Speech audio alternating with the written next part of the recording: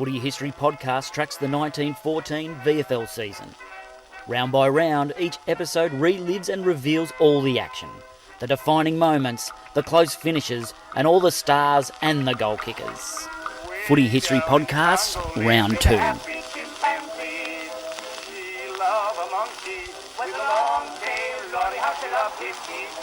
would find her there, coming in the coconut tree.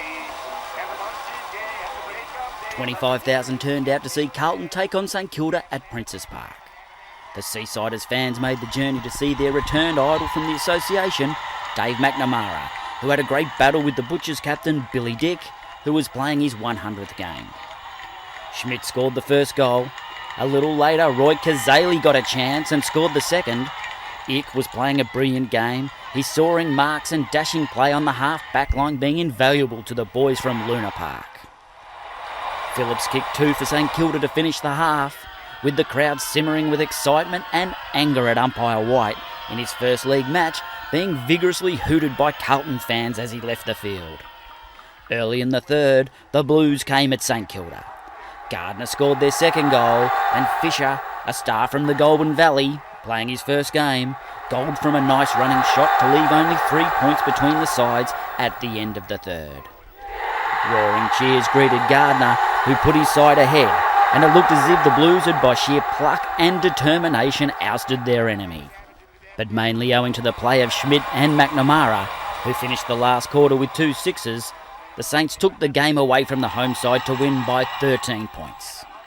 When the bell sounded, some 2,000 aggrieved Carlton fans swarmed the field and rushed at umpire White, who was knocked over and had to be rescued by 2 constables. And as the Saints players left the field, including McNamara, the most hated man in Carlton today, some of the women were so mad with anger that they poked at the players with their umbrellas through the iron bars of the fence. All night long they chatter away, all day long they were happy and gay, swinging and singing in the hunky-monkey At the way. Lake Oval, a stubborn game was fought to a finish between South Melbourne and Geelong.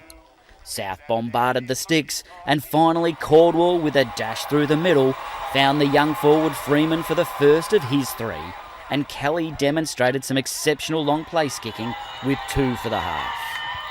A vigorous and exhilarating recovery was then performed by the Pivotonians. Martini kicked 3, Hines with a lovely pick-up snapped 1, as well as another sixer to the veteran Bill Eason. But returning 5 for South were sixers to Mullally, Kelly and Stan Hiskins for a 16-point lead at the Orange break. In the final quarter, Geelong threw everything at South, but in the end they could only manage 1 sixer to Orchard. South Melbourne held on well to win by 11 points. A large crowd saw Richmond, who celebrated the laying of a foundation stone for the new Punt Road stand, take on Fitzroy. The Yellow and Blacks battled hard, but playing the majority of the match one man down never threatened the Maroons. Millen, Parrott and Johnson pleased the Maroon supporters, and the strong forwards Toohey, Jim Martin and Cooper, who played the second half with a broken rib, each kicked 2 sixes. The boys from Brunswick Street ran out 41-point winners. At East Melbourne, Essendon jumped the University to lead by 27 points at the first break, and when the final bell rang, it was out to 36. Bob Riley, Baring, Hall and Shea each kicked 2 sixes for the Dons, and Roy Park was University's best sharpshooter with 3. 8,000 saw Melbourne play Collingwood at the MCG. The Redlegs coaching Sydney kicked 2 goals. The big Bill Allen played with great strength in the ruck and also kicked 2 sixes. The Fuchsias had some noble warriors, but the Woods were the better team.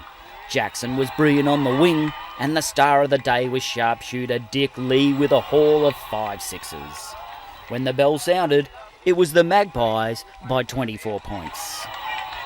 The season's leading goal kickers, Magpie Dick Lee 9, St McNamara 8, Martini Geelong 7. Tune in to Footy History podcasts for all the round 3 action where the top 4 teams play against each other. First place Fitzroy play second place South Melbourne, and third place St Kilda play fourth place Essendon.